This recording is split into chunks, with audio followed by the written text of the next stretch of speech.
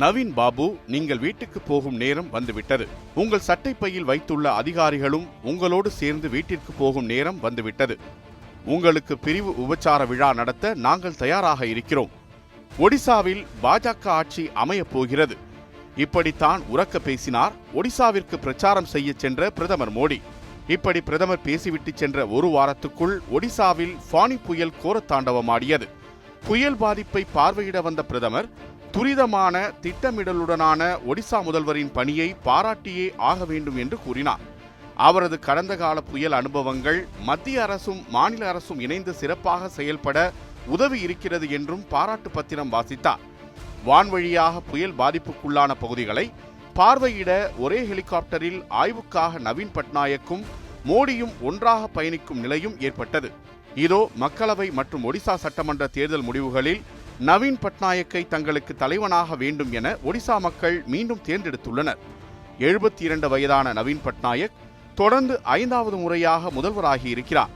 இதற்கு முன்பு இதேபோன்று மேற்கு வங்கத்தில் தொடர்ச்சியாக 5வது முறை முதல்வராகி 23 ஆண்டுகள் ஆட்சி செய்த ஜோதி பாசுவின் சாதனையை நெருங்கியிருக்கிறார் நவீன் பட்நாயக். அதேபோன்று 5 முறை மக்களால் தேர்ந்தெடுக்கப்பட்ட தமிழக முதல்வர் என்று திமுக முன்னாள் தலைவர் மு கருணாநிதியின் சாதனையையும் சமன் செய்திருக்கிறார். மக்களவை தேர்தலோடு ஒடிசாவிற்கு சட்டமன்ற தேர்தலும் நடந்தது. தற்போதைய தேர்தலில் 145 தொகுதிகளிலும் போட்டியிட்டது பிஜு ஜனதா தளம். பிஜு ஜனதா தளம் 110 இடங்களில் வெற்றி பெற்று ஆட்சியை தக்க வைத்ததோடு அரசுக்கு எதிரான அதிருப்தியை விரட்டி அடித்துள்ளது. 2014ஆம் ஆண்டு பெற்ற 43% வாக்குகளில் இருந்து 45% வாக்கு வங்கியையும் உயர்த்தியிருக்கிறது. அதேபோல் போட்டியிட்ட ஒவ்வொரு மக்களவை தேர்தலிலும் பிஜு ஜனதா தளம் வெற்றி பெற்றுள்ளது.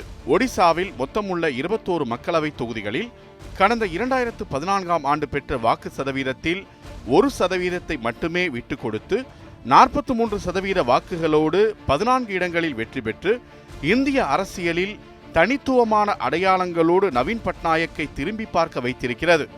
ஒடிஷாவை பொறுத்தவரையில் காங்கிரஸ் பாஜகவால் அசைக்கவே முடியாத மாபெரும் சக்தியாக திகழ்கிறது பிஜு ஜனதா தளம். ஒரு வருடத்துக்கு குறைந்தது ஒரு முறையேனும் பேரிடர்களை சந்திக்கும் மாநிலத்தில் முதலில் உள்ளது ஒடிசாதான். அது போன்ற பேரிடர் காலங்களில் மக்களுடன் துணை நின்று அவர்களுக்கு தேவையான அனைத்து நலத்திட்டங்களையும் உடனடியாக செய்து தருவதில் நவீன் பட்நாயக்கின் துரித நடவடிக்கையை வேறு எந்த மாநில முதல்வர்களும் இதுவரை ஈடு செய்ததில்லை. இவரின் இந்த செயல்பாடுகளே மீண்டும் மீண்டும் அவரை முதல்வர் பதவியில் அமர வைத்துள்ளன. 1946ஆம் ஆண்டு ஒடிசாவின் கட்டாக் நகரில் பிஜு பட்நாயக்கிற்கும் கயான் பட்நாயக்கிற்கும் 2வது மகனாக பிறந்தார்.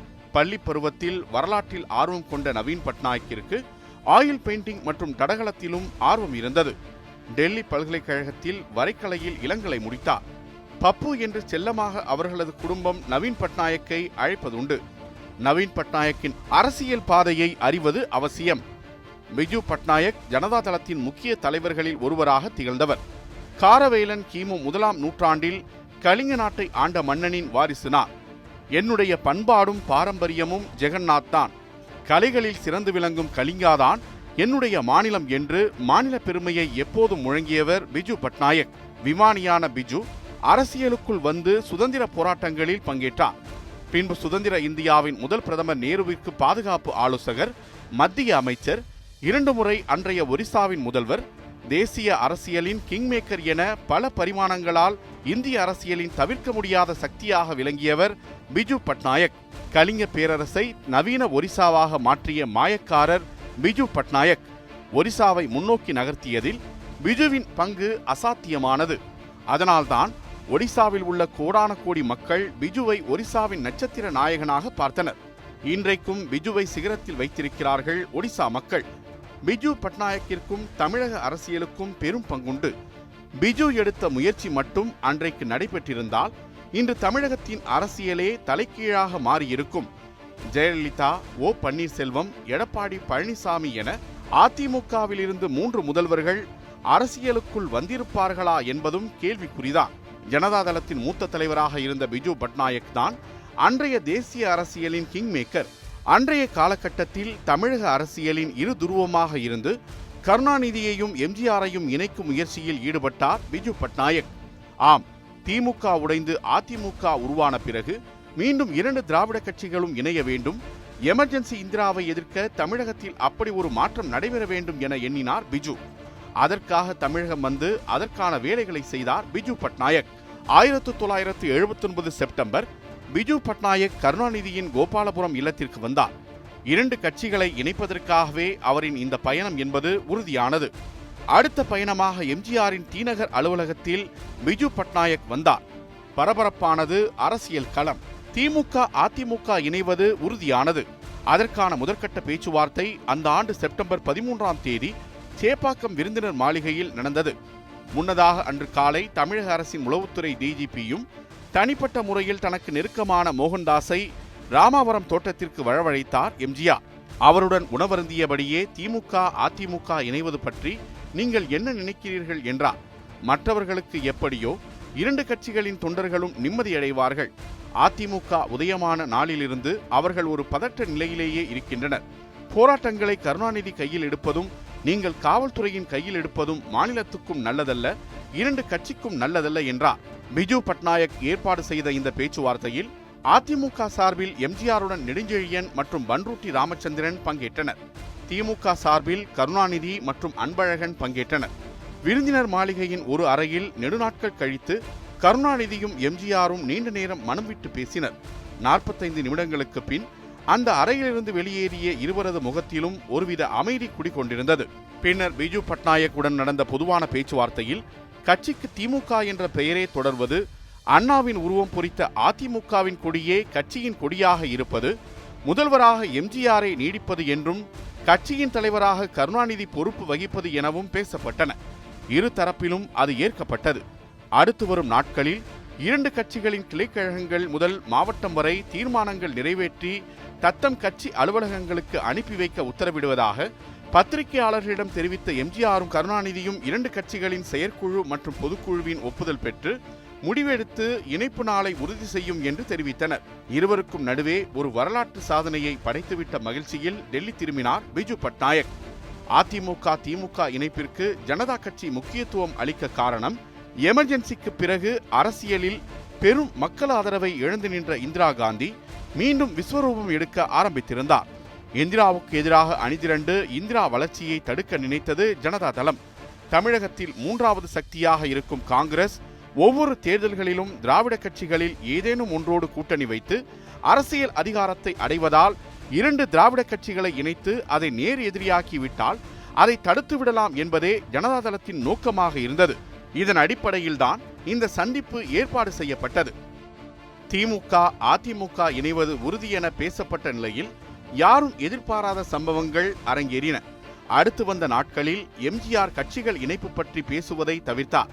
அதில் அவர் மர்மமான மௌனத்தையே கடைபிடித்தார்.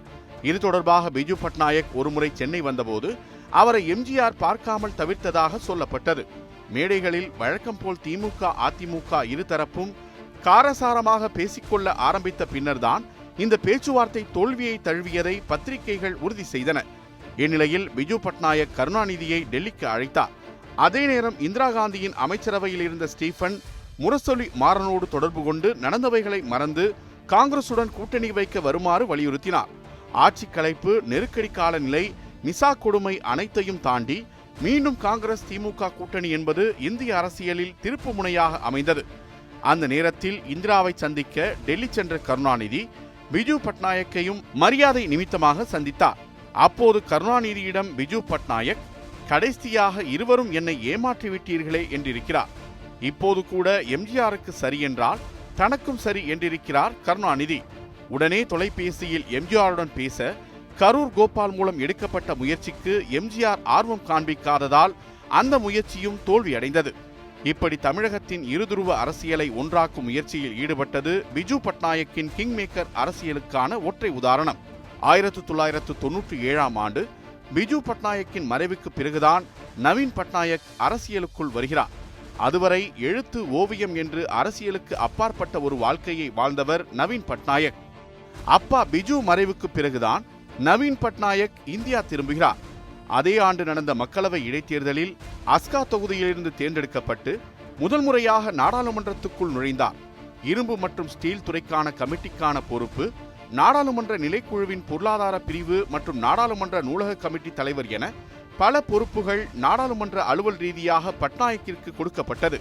1998ஆம் ஆண்டு ஜனதாதளத்தில் இருந்து பிரிந்து தனது அப்பா பிஜுவின் பெயரில் பிஜு ஜனதாதளம் என்ற கட்சியை தொடங்கினார் நவீன் பட்நாயக். அந்த ஆண்டு நடந்த பொது தேர்தலில் பாஜகவுடன் கூட்டணி வைத்து தேர்தலை எதிர்கொண்டார் நவீன் பட்நாயக். பாஜக பிஜு ஜனதாதள கூட்டணி அமோக வெற்றி பெற்றது.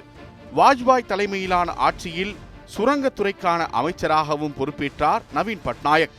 1998ஆம் ஆண்டு முதல் 2009ஆம் ஆண்டு வரை பாரதிய ஜனதா கட்சி கூட்டணியில்தான் நவீன் பட்நாயக் இருந்தார். 2000ஆம் ஆண்டு சட்டமன்ற தேர்தலில் பிஜு ஜனதாதளம் அமோக வெற்றி பெற்றதை அடுத்து மத்திய அமைச்சர் பொறுப்பை ராஜினாமா செய்து ஒடிசா முதல்வராக பொறுப்பேற்றுக் கொண்டார். 2000ஆம் ஆண்டு முதல் அடுத்தடுத்து 4 சட்டசபை தேர்தல்களிலும் பிஜு ஜனதாதளம் பெரும்பான்மை இடங்களை கைப்பற்றி ஆட்சியை தக்க வைத்து வந்தது. தனித்தே பிஜு ஜனதாதளம் ஒடிசாவில் ஆலமரமாக வளர்ந்தது. ஆட்சியையும் கட்சியையும் அப்படியே தன் கட்டுக்குள் வைத்திருந்தார் நவீன் பட்நாயக்.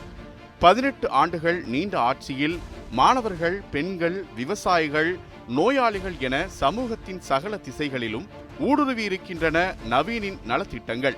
சுய உதவி குழுக்களின் மூலம் பெண்களின் பொருளாதார சுதந்திரத்தை உறுதிப்படுத்தியிருக்கிறார். மருத்துவமனைகளில் மலிவு விலை உணவுக்கு ஏற்பாடு செய்திருக்கிறார். மாணவர்களுக்கு இலவச லேப்டாப், டேப்லெட்டுகள் கொடுத்து முன்னுக்கு கொண்டு வந்திருக்கிறார். அதுவும் ஆதரவற்ற மாணவர்களுக்கு அவர் அறிவித்த உதவித்தொகை திட்டம் பெரும் வரவேற்பை பெற்றது. விவசாயிகளுக்கு காலியா திட்டத்தின் மூலம் நிதி உதவி அளிக்க முன் வந்திருக்கிறார். விவசாயிகளின் காலியா திட்டம்தான் மோடி அலையையும் தாண்டி ஒடிசாவிற்குள் வெற்றியை கொடுத்துள்ளது. இப்படி சொல்லிக்கொண்டே போகலாம். கடந்த 20 ஆண்டுகளில் மனிதவள குறியீட்டிலும் பொருளாதார அலகுகளிலும் ஒடிசா பல படிகள் முன்னேறி வந்திருக்கிறது. நவீனுக்குள் உள்ள கலைதாகம் ஒடிசாவை உலக அளவில் உற்று நோக்கக்கூடிய சுற்றுலா தலமாக மாற்றியிருக்கிறது. பூரிநாத் கோவில், கோனார்க் சூரியதேவன் கோவில் என ஒடிசா சுற்றுலாத்துறையும் அசுர வளர்ச்சி அடைந்திருக்கிறது. 2000ஆம் ஆண்டு முதன்முறையாக முதல்வர் ஆனதும் நவீன் பட்நாயக்கிற்கு காத்திருந்தது சூப்பர் புயலின் கோர தாண்டவம். அந்த ஆண்டு சூப்பர் புயலால் ஒரிசாவில் ஏற்பட்ட உயிரிழப்புகளும் பொருட்சேதமும் நவீனுக்கு பெரும் பாடத்தை கற்றுத்தந்தது. கிழக்கு கடற்கரையினூடே அமைந்துள்ள தமிழகம், ஆந்திரா, மேற்கு வங்கத்தை விட அந்த வரிசையில் உள்ள ஒடிசாவிற்குத்தான் அதிக பாதிப்புகள் ஒவ்வொரு புயல் பேரிடர்களிலும் வரும். ஆனால் இந்தியாவின் ஜப்பான் என்று ஒடிசாவை சொல்லும் அளவுக்கு நவீன் பட்நாயக்கும் அந்த மக்களும் பேரிடர்களில் எதிர்கொள்ளும் வேகத்திலேயே அதிலிருந்து மீள்வதும் வியப்புக்குரியது. இந்த அனுபவம்தான் தேர்தலோடு அடித்த ஃபானி புயலில் இருந்தும் மீண்டு வந்தார்கள் ஒடிசா மக்கள். முன்னேற்பாடு நடவடிக்கைகளால் மிகப்பெரிய பாதிப்பிலிருந்து ஒடிசாவை காப்பாற்றியதில் நவீன் பட்நாயக்கிற்கு பெரும் பங்குண்டு. ஆனால் எல்லா புகழும் என் மக்களுக்கே என்று கூறிய நவீன் பிரச்சாரங்களில் கூட அதனை வாக்காக அறுவடை செய்ய வேண்டும் என முயற்சிக்கவில்லை. இப்படி எந்த வெற்றியையும் தனக்கென எடுத்துக்கொள்ளாத நவீன் பட்நாயக் ஒடிய மொழி அறியாதவர். பெரும்பாலும் மாநிலத்துக்கு வெளியே வளர்ந்ததால் ஒடிய மொழி அவருக்கு வசப்படவில்லை. இந்த அழகிய முரணை ஏற்றுக்கொண்டுதான் அந்த மக்கள் மீண்டும் மீண்டும் நவீன் பட்நாயக்கிற்கு வாய்ப்பளிக்கிறார்கள். 2018ஆம் ஆண்டு உலக ஹாக்கி போட்டிகள் ஒடிசாவில் நடைபெறப் போகிறது என்றவுடன் பிரதமர் மோடிக்கு ஒரு கடிதம் எழுதினார் நவீன் பட்நாயக். இந்தியாவின் தேசிய விளையாட்டாக அனைவராலும் அறியப்படுவது ஹாக்கியாகும். ஆனால் அதற்கான அறிவிப்புகள் இதுவரையில் அரசு இதழில் வெளியிடப்படவில்லை. இந்நிலையில் ஹாக்கியை இந்தியாவின் தேசிய விளையாட்டாக அறிவிக்க வேண்டும் என பிரதமர் மோடிக்கு கடிதம் எழுதினார் நவீன் பட்நாயக். நீங்கள் இந்தியாவில் உள்ள கோடிக்கணக்கான ஹாக்கி ரசிகர்கள் மனநிலையை புரிந்து கொள்வீர்கள் என நான் நம்புகிறேன். எனவே ஹாக்கிக்கு நமது தேசிய விளையாட்டாகும் தகுதி உள்ளது. இந்தியாவை உலக அளவில் பெருமைப்படச் செய்த ஹாக்கி வீரர்களுக்கு அது ஒரு சிறந்த மரியாதையாக இருக்கும். மேலும் எதிர்கால சந்ததியினரை ஊக்குவிக்கும். இவ்வாறு அந்த கடிதத்தில் நவீன் பட்நாயக் கூறியிருந்தார். பிரதமர் அதற்கு மௌனத்தை பதிலாக அளித்த போதும் உலகக்கோப்பை ஹாக்கி போட்டியை நவீன் பட்நாயக் அரசு நடத்தி காட்டிய விதத்தை பார்த்து உலகமே வியந்தது. உலக ஹாக்கி சம்மேளனம் விருதுகள் அளித்து பாராட்டியது. சட்டமன்றத்தில் மட்டுமல்ல, ஒவ்வொரு மக்களவை தேர்தலிலும் நவீன் சொல்லி அடிப்பார். இதுவரை தோற்றதே இல்லை. இந்த முறைதான் நவீனுக்கு சற்று சவாலாக இருந்தது தேர்தல். காரணம், பாஜகவின் முக்கிய நிர்வாகிகளில் ஒருவரும் மத்திய அமைச்சருமான தர்மேந்திர பிரதான் ஒரு பக்கம் பாஜகவை ஒடிசாவில் நன்றாக வளர்த்ததோடு நவீனின் இடது வலது கரமாக இருந்த ஒவ்வொருவராக பிஜு ஜனதாதளத்தில் இருந்து உருவியது பாஜக. சமீபத்திய உதாரணமாக மக்களவை தேர்தலுக்கு முன்பு ஜெயபாண்டா என்று அனைவராலும் அழைக்கப்படும் பிஜு ஜனதாதளத்தின் மூத்த நிர்வாகியும் நவீனின் நெருங்கிய நண்பருமான பைஜெயந்தி பாண்டா என்பவரை பாஜக தன் பக்கம் இழுத்தது. 4 முறை MP ஆன அவர் கடந்த முறை வென்ற கேந்திரபாரா தொகுதியில் மீண்டும் பாஜக சார்பாக போட்டியிட்டார். ஆனால் மக்கள் நவீனுக்குத்தான் தாங்கள் வாக்களித்தோம், பாண்டாவுக்கு அல்ல என்று தேர்தல் தீர்ப்பு எழுதிவிட்டார்கள். 1.5 லட்சம் வாக்கு வித்தியாசத்தில் பிஜேடி வேட்பாளர் அனுபவ் மொஹந்தி பாண்டாவை தோற்கடித்து வெற்றி பெற்றார். பாண்டா பாஜகவில் சேர்ந்த பிறகு தேசிய துணைத் தலைவர் பொறுப்பு கொடுக்கப்பட்டது. ஏற்கனவே வெற்றி பெற்ற தொகுதி பாண்டாவிற்கு என்று சொந்தமாக ஒரிசாவில் செய்தி சேனல் இருக்கிறது.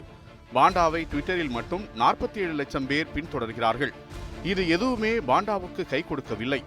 நவீன் பட்நாயக்கை எதிர்ப்பவர்களை மக்கள் தண்டித்திருக்கிறார்கள் என்பதுதான் கேந்திரபாராவில் இன்றைக்கு பேச்சாக இருக்கிறது. ஆனாலும் ஒடிசாவில் பாஜகவின் வளர்ச்சியை குறைத்தெல்லாம் மதிப்பிட்டு விட முடியாது. அந்த வளர்ச்சி யார் அறிந்திருக்கிறார்களோ இல்லையோ, நவீன் பட்நாயக் நன்றாக அறிந்திருந்தார். அதனால்தான் ஒடிசா அரசு 10 அடி நடக்க 10 நிமிடங்கள் ஆகிறது என்று நவீன் பட்நாயக்கின் உடல்நிலை குறித்து சூசகமாக கிண்டலடித்தார் பிரதமர் மோடி. ஒடிசா பாஜகவினரும் குறிப்பாக பாண்டா போன்றோர் நவீனுக்கு உடல்நிலை சரியில்லை என்று பிரச்சாரம் செய்தனர். உடனே பிஜு ஜனதா தளம் நவீன் பட்நாயக் உடற்பயிற்சி செய்யும் வீடியோவை வெளியிட்டு வதந்திகளுக்கு எல்லாம் முற்றுப்புள்ளி வைத்தது. தன்னுடைய 20 ஆண்டு அரசியல் வாழ்க்கையில் முதன்முறையாக ஹிஞ்சிலி, பீஜப்பூர் என 2 தொகுதிகளில் போட்டியிட்டார் நவீன் பட்நாயக். பீஜப்பூர் தொகுதியில் பிரச்சாரம் செய்து கொண்டிருந்த நவீனின் மீது செருப்பு வீசப்பட்டது. வீசியது பாஜகவை சேர்ந்த ஒரு இளைஞன் என்று சொல்லப்பட்டது. ஆனால் நவீன் அந்த இளைஞனுக்கும் சேர்த்தே நான் செங்கோல் செலுத்துகிறேன் என்று சொல்லிவிட்டு கடந்து சென்றார். அவ்வளவு பக்குவமான அரசியல் தலைவர் நவீன் பட்நாயக். 2 தொகுதிகளிலும் மக்கள் நவீன் பட்நாயக்கை மீண்டும் தேர்ந்தெடுத்திருக்கிறார்கள்.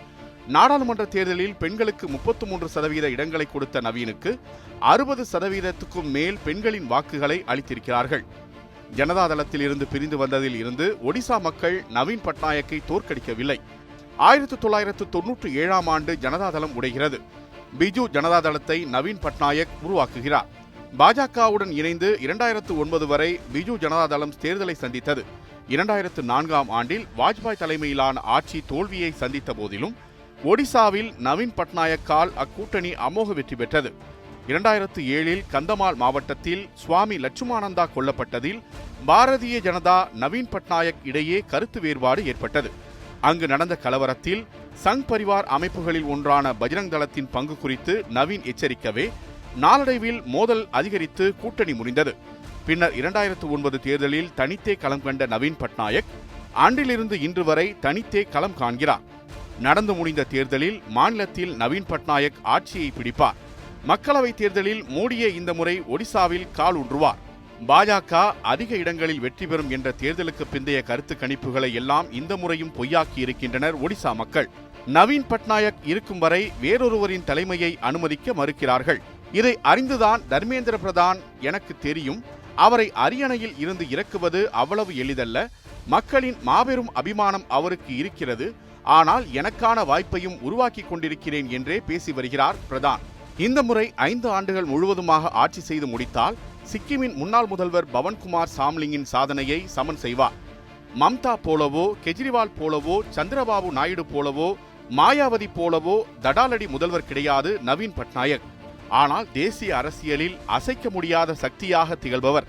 இந்த முறை சந்திரபாபு நாயுடுவும் சந்திரசேகர ராவும் மாறி மாறி அரசியல் கட்சி தலைவர்களை பார்த்தபோதும், தேசிய அரசியலில் மாற்றத்தை ஏற்படுத்த முயன்ற போதும் எல்லோர் கண்களும் நவீன் மீது விழுந்தது. 5வது முறையாக தேர்தலில் வெற்றி பெறுவது மட்டுமே இலக்கு என்று ஒடிசாவை விட்டு நகராமல் நின்று நிதானமாக காய் நகர்த்தினார். பாஜக வியூகத்துக்கு ஏற்றவாறு தனது பிரச்சாரங்களை வகுத்து மோடி அலையை தடுத்து ஃபானி புயலை கடந்து தனக்கான இடத்தை மீண்டும் தக்க வைத்திருக்கிறார் நவீன் பட்நாயக். உண்மையில் தேசிய அரசியலில் 3வது அணியை வழிநடத்த சரியான ஆள் நவீன் பட்நாயக். பிரதமராவதற்கும் சரியான தேர்வு. ஆனால் நவீன் ஒடிசா நலனில் அக்கறை கொண்டு அந்த மக்களோடு தன்னை சுருக்கிக் கொண்டார். அதே போன்று கட்சிக்காரர்கள் தவறு செய்தால் அமைச்சர்களே ஆனாலும் உடனடியாக அவர்கள் மீது நவீன் பட்நாயக் நடவடிக்கை எடுப்பார். நவீன் பட்நாயக் அமைச்சரவையில் நம்பர் 2 என்ற அந்தஸ்தில் இருந்தவர் மொஹந்தி. நவீனின் நம்பிக்கைக்கு உரியவர் என்று பெயர் எடுத்தவர். நவீனின் தந்தை பிஜு பட்நாயக்குக்கும் மிகவும் நெருக்கமாக இருந்தவர். பல ஆண்டு அரசியல் அனுபவமும் வாய்ந்தவர். 2001ஆம் ஆண்டு அவர் அமைச்சரவையில் இருந்து நீக்கப்பட்ட செய்தியை தொலைக்காட்சியில் செய்தி பார்த்து அறிந்து கொண்ட மொஹந்தி நவீனை பார்க்க தலைமைச் செயலகத்தின் உள்ள மேலறைக்கு செல்கிறார். ஆனால் வாயிற் கதவிலேயே தடுத்து நிறுத்தப்படுகிறார் மொஹந்தி. ஊழல் குற்றம் சாட்டப்பட்டவரை அவர் பார்க்க விரும்பவில்லை என்ற செய்தி சொல்லப்படுகிறது. மொஹந்தி மட்டுமல்ல, ஊழல் குற்றச்சாட்டில் சிக்கிய அமைச்சர்கள் கமலா தாஸ், பிரசந்தா நாந்தா ஆகியோரையும் கூட நவீன் இதுவரை சந்திக்கவும் இல்லை, மன்னிக்கவும் இல்லை. ஊழல் குற்றச்சாட்டு மட்டுமல்ல, ஒரு குறிப்பிட்ட சமூகத்தை இழிவுபடுத்தும் வகையில் பேசிய அமைச்சர் தாமோதர் ராவட்டையும் அமைச்சரவையில் இருந்து நீக்கினார். இப்படி 17 ஆண்டுகளில் 44 அமைச்சர்களை வீட்டுக்கு அனுப்பியிருக்கிறார் நவீன் பட்நாயக். அமைச்சர்களை வீட்டுக்கு அனுப்புவதில் ஜெயலலிதா இங்கே எப்படியோ, ஒடிசாவில் நவீன் பட்நாயக் அப்படி. இந்தியாவில் இத்தகைய துணிச்சல் உள்ள அரசியல் தலைவர்கள் குறைவு. கடந்த ஆண்டு சென்னை வேளச்சேரியில் ஒடிசா பவன் திறப்பு விழாவிற்கு வந்தார் நவீன் பட்நாயக். இந்த விழாவில் மீன்வளத்துறை அமைச்சர் ஜெயக்குமார் பங்கேற்றார். ஒடிசாவிலிருந்து சென்னைக்கு கல்வி, தொழில், மருத்துவம், உறவினர் சந்திப்புக்காக வருவோர் இந்த பவனில் தங்கி பணிகளை முடித்துவிட்டு செல்லலாம். கலாச்சாரத்தின் அடையாளமாக தமிழகம் திகழ்வதாகவும் புகழ்ந்து பேசினார் நவீன் பட்நாயக். பிறகு அப்போது புதிதாக கட்சி தொடங்கியிருந்த மக்கள் நீதி மய்யத்தின் தலைவர் கமல்ஹாசனை சந்தித்து பேசினார் நவீன். ஒடிசாவில் நவீன் நிறைவேற்றியிருக்கும் திட்டங்கள் நாட்டுக்கே முன்னுதாரணமாக இருக்கிறது. மற்ற மாநிலங்கள் பார்த்து பொறாமைப்படும் அளவுக்கு நல்ல திட்டங்களை அவர் செயல்படுத்தி வருகிறார். மக்களின் தேவைகளை அறிந்து பூர்த்தி செய்கிறார். ஒரு ரசிகனாக பாராட்டிவிட்டு சில அறிவுரைகளை அவரிடம் வாங்கிக் கொண்டு வந்திருக்கிறேன் என்று கமல்ஹாசன் புகழ்ந்து பேசினார். இப்படி நவீனை சந்திக்கும் அரசியல் தலைவர்கள் புகழ்ந்து பேசுவது இயல்புதான். குடும்பம் என்று சொல்லிக்கொள்ள யாரும் இல்லை. அடுத்த தலைமுறை என்று வாரிசுகளும் இல்லை. திருமணமே செய்து கொள்ளாத நவீன் பட்நாயக் ஒடிசாவிற்காக 2 தசாப்தங்களாக வாழ்ந்து வருகிறார். ஆனால் ஒடிசாவின் மகனாக, தந்தையாக, சகோதரனாக ஒட்டுமொத்த ஒடிசி மக்களும் நவீன் பட்நாயக்கை பார்த்து சொந்தம் கொண்டாடுகிறார்கள்.